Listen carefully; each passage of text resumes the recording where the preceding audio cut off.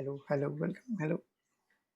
Hello, मेरे दोस्तों, welcome to you on the new channel that is football club of पाकचोद। सही सुना तुमने, पाकचोद, क्योंकि हम लोगों को पाकचोद ही करना पसंद है। हम लोग को फुटबॉल टैक्टिक्स वैक्टिक्स आता ही नहीं है समझ में। हम लोग बस अपना फेवरेट बायर्न म्यूनिख का मैच देखते हैं और एंजॉय करते हैं, फन करते हैं, बैंटर करते हैं गोरेट्स्का को, और मजा करते हैं जब हैरी केन गोल मारता है, ओली से अपने ट्रिक्स दिखाता है, मूसियाला जिसके लिए हम बहुत ज्यादा वेट करते हैं। और हमारे इंडियन कम्युनिटी में बायर्न फैंस बहुत ज्यादा कम है। कोई कंटेंट क्रिएटर बायर्न के बारे में बात ही नहीं करता। बहुत बस एक दो कुछ गिन गिन के हो गए जो लोग बात करते हैं। तो मुझे लगा व्हाई नॉट मी, मैं क्यों नहीं कर सकता। तो मैं आया हूँ आपको बायर्न का कंटेंट लेके। तो शुरू करते हैं जल्दी जल्दी अपना नया, और ये पहला वीडियो है। सो प्लीज दोस्तों सपोर्ट करना जरूर, क्योंकि बहुत ज्यादा फंबल्स आने वाले हैं। मुझे पता नहीं है कैसे कैसे करना रहता है ये चीजें, लेकिन एक लग रहा है कि भाई कुछ करना है बायर्न फैंस के लिए। तो बायर्न फैंस के लिए शुरुआत करते हैं स्टुटगर्ट के गेम से। तो स्टुटगर्ट के गेम से क्या बताए हम लोग ने। हमने स्टुटगर्ट जैसी बड़ी टीम को ऐसे पटक पटक के पेला है, 5-0 पेला है। लेकिन सारा कुछ सेकेंड हाफ में ही हुआ है, जब हमारे सब्स्टिट्यूट्स आ गए थे अच्छे अच्छे। Harry Kane, O my God, लोग कह रहे थे भाई हैरी केन स्ट्रगल कर रहा है 3-4 मैच से। लोग बोले ही जा रहे थे कि बिग मैचेस फंबल करता है। No no no no no, वो कितने matches day in day out वो 90 मिनट्स खेलता है। वो बायर्न के लिए खेल रहा था, बायर्न के हर एक मैच में खेल रहा था। वो इंग्लैंड के लिए 90 मिनट्स टूकल उसे खिलवा रहा था। सो उसका स्ट्रगल करना बनता है। वो बंदे को रेस्ट चाहिए था, और जब हम लोग ने उसे रेस्ट दिया 60 मिनट्स के लिए सही, हम लोग ने जब रेस्ट दिया, you see the best of Harry Kane, what the guy can deliver.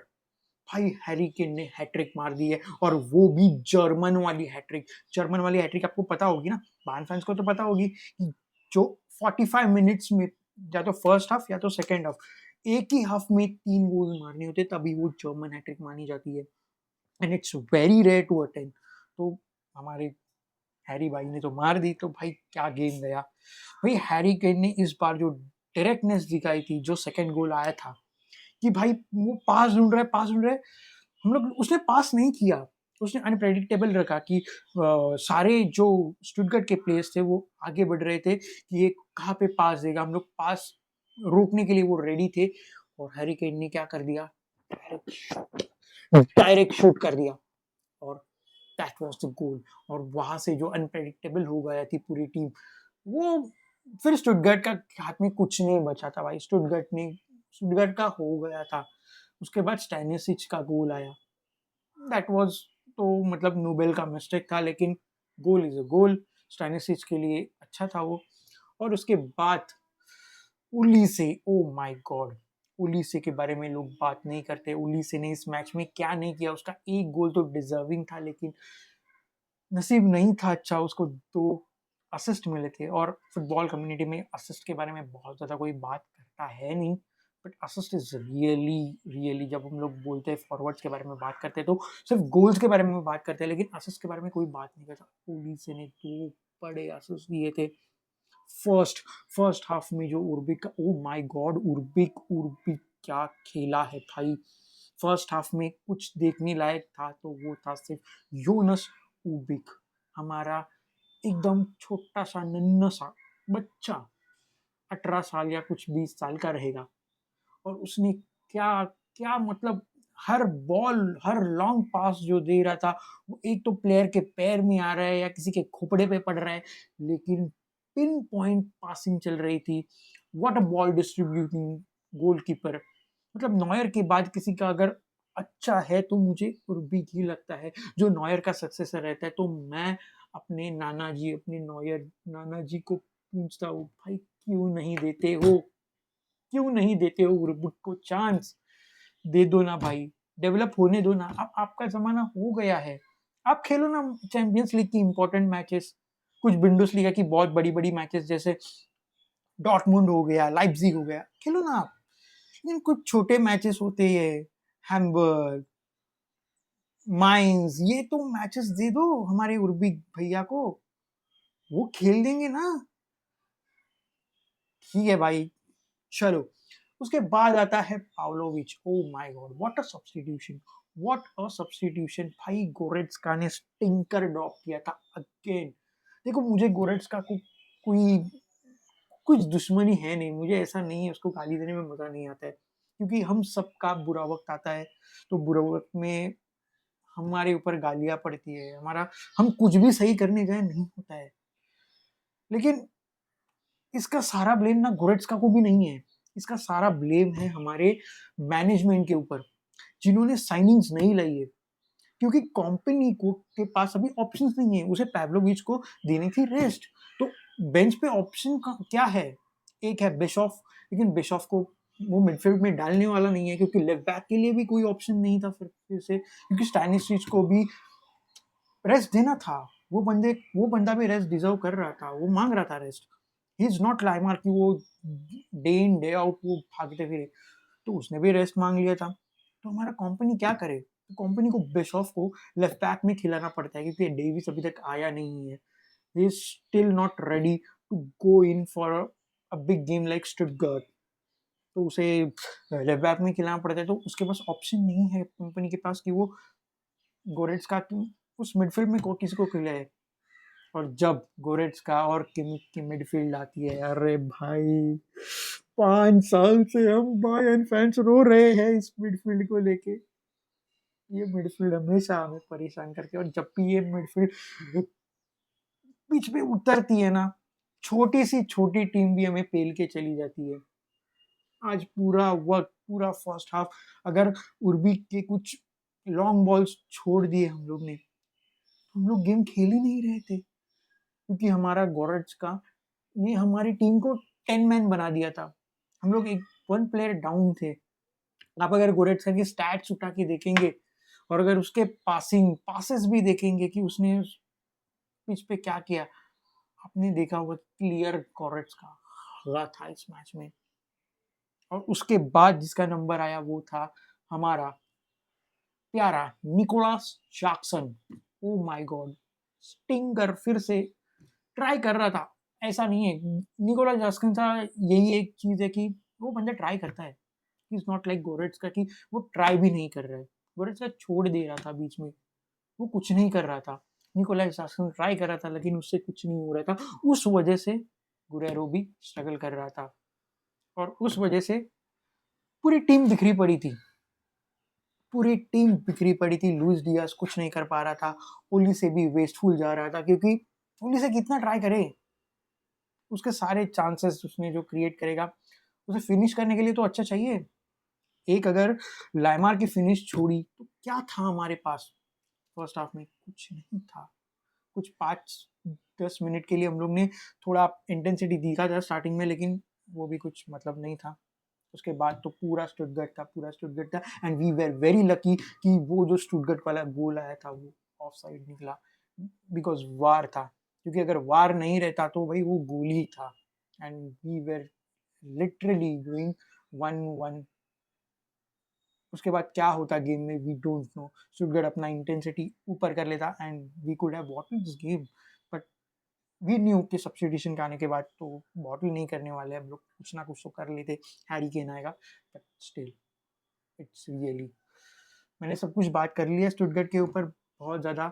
एक मुझे एक डाउट था कि यार गनाब्री को हम लोग खिलाते इस मैच में, क्योंकि जब अभी चैंपियंस लीग का गेम आ रहा है नेक्स्ट गेम, जो हमारा स्पोर्टिंग सीपी के साथ है, वहाँ पे हमारे लुइस डियाज इस गेम में नहीं है। 2 मैच बैन है, तो एक मैच तो आर्सेनल का हो गया, लेकिन ये भी मैच बैन है, and this is a must win match हमारे लिए, बिकॉज हमारा लास्ट मैच जो है चैंपियंस लीग में वो होगा पीएसवी के against, and PSV away match है ये, और पीएसवी अवे हमेशा कॉम्प्लिकेटेड रहता है, ये आपको भी पता है। तो इतना इजी तो नहीं होने वाला है ये मैच, तो हमें अभी के अभी 3 पॉइंट्स निकालने होंगे, और ये गेम कॉम्प्लिकेटेड है। मैं जरूर कहूँगा कि भले ये होम एडवांटेज है हमारे पास, लेकिन स्पोर्टिंग के लिए हम लोग नहीं लाइटली ले सकते, क्योंकि मैंने उनका यूवेंटस के अगेंस्ट हाइलाइट्स देखी थी। मैंने ज़्यादा स्पोर्टिंग को फॉलो नहीं करता, मैं किसी टीम को नहीं फॉलो करता हूँ, मैं बस बायर्न म्यूनिख को ज़्यादा फॉलो कर लेता हूँ, लेकिन मैंने स्पोर्टिंग की कुछ हाइलाइट्स देखी एंड हाइलाइट्स में उन्होंने यूवेंटस का जो गेम था, उन्होंने स्टार्टिंग में बहुत ज़्यादा इंटेंसिटी दिखाई थी। एक गोल जो आया था जो स्टार्टिंग में बहुत ही मतलब सेकंड मिनट या कुछ तो ऐसा पहले 10 मिनट में ही आया था। फिर 13वें मिनट पे उन लोग ने एक पोल भी हिट कर चुके थे, जो अगर अंदर चला जाता तो यूवेंटस के लिए बहुत ज़्यादा डिफ़िकल्ट होता गेम में आने के लिए। लेकिन एक ही गोल था और फर्स्ट हाफ में बहुत ज़्यादा इंटेंसिटी थी, लेकिन सेकेंड हाफ में इट वाज टोटली यूवेंटस।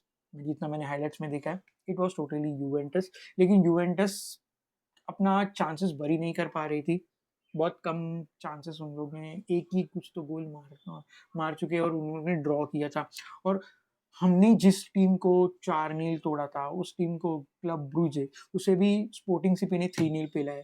तो ऐसा नहीं, और बेनिफिका के साथ मैंने हाइलाइट्स देखी है उनकी अभी की, और वो लोग बहुत ज़्यादा फिजिकल होते हैं। तो इंजुरीज भी एक कंसर्न हो सकता है कि मुझे बहुत ज़्यादा लगता है कि हमारे टीम में इंजुरीज नहीं आनी चाहिए।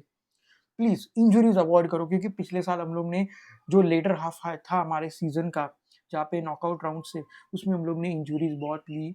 हमने एक ही झटके में राउंड ऑफ 16 के बाद हमने हमारे की players Musiala, then Davies, then Upamecano, 3 बड़े-बड़े प्लेयर्स को हम लोग ने मिस कर दिया। एंड आपको पता है कि इंटर के साथ हम लोग ने कितना स्ट्रगल किया।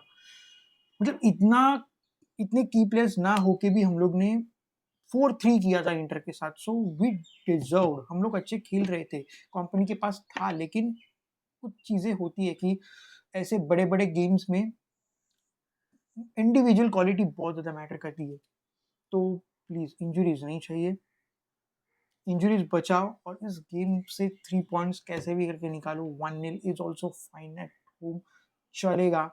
हराम बॉल खेलो, कुछ भी खेलो, लेकिन ये 3 points we want it and we will get it, मुझे लगता है। और ज़्यादा मैं कुछ बात नहीं कर सकता, क्योंकि मुझे इतना ज़्यादा टैक्टिकली कुछ पता नहीं है। लेकिन यार, हमारे लॉर्ड गनाब्री खेलने वाले हैं विंग पे, तो देखते हैं कैसा है। अभी आर्सेनल के साथ जब विंग में खेले थे तो बहुत अच्छा नहीं खेले थे, लेकिन that's Arsenal who is peak at its form. मानता हूँ कि अभी एस्टन विला के साथ हारे हैं अब भी इस वीकेंड पे, लेकिन फिर भी एक गेम का डिप तो सबका आता है। हमारा भी आर्सेनल के साथ आया है, उनका एस्टन विला के साथ आया है, तो हर एक टीम का कुछ ना कुछ तो आ ही जाता है। लेकिन ऐसे समय पे सरवाइव करना है हमारे टीम को। पिछले साल भी बार्सिलोना के बाद हम लोग ने बहुत ज़्यादा स्ट्रगल कर चुके थे, कि हम लोग ने 4-1 हार गए और उसके बाद फेनेरबाचे के साथ 3-0 हार गए। तो वैसे नहीं करना है हमें, क्योंकि उसके बाद मोमेंटम ब्रेक हुआ था, हम लोग बहुत ज़्यादा स्ट्रगल करने लगे थे, और वो स्ट्रगल फिर चैंपियंस लीग में ही नहीं, बुंडेसलीगा में भी देखने मिला। तो ऐसे नहीं करना है हमें। ये मैच बहुत ज़्यादा बोलते हैं ना, मेंटल ब्लॉक को हटा देगा हमारे, कि हम लोग स्ट्रगल कर जाते हैं ऐसे टीम में, ऐसे एक हार के बाद। तो इस बार हमें जीतना ही है स्पोर्टिंग के बाद।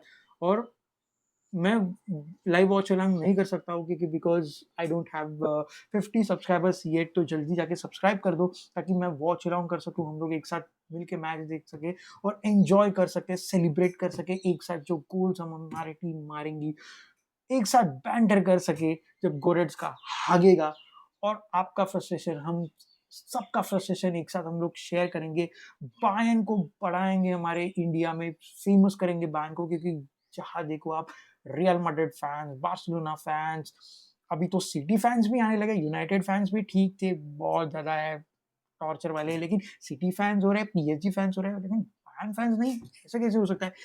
दुनिया की सबसे डेंजरस टीम है बायर्न म्यूनिख। अगर चैंपियंस लीग की बात करो तो चैंपियंस लीग की क्लासिक कौन सी होती है? जैसे एल क्लासिको होती है स्पेन में, डर क्लासिकर होती है जर्मनी में, वैसे यूरोपियन क्लासिक कौन सी है? Bayern versus real Madrid. So Bayern is a very big club, और उसे बहुत ज़्यादा फैंस डिजर्व करते हैं। तो इंडिया में हम लोग बहुत ज़्यादा कम्युनिटी बढ़ाएंगे, तो जल्दी जल्दी जाकर सब्सक्राइब करो और इस चैनल को बढ़ाते हैं, मज़े करेंगे। थैंक यू, पीस आउट, मिलते हैं नेक्स्ट वीडियो में, तब तक हैट्स ऑफ।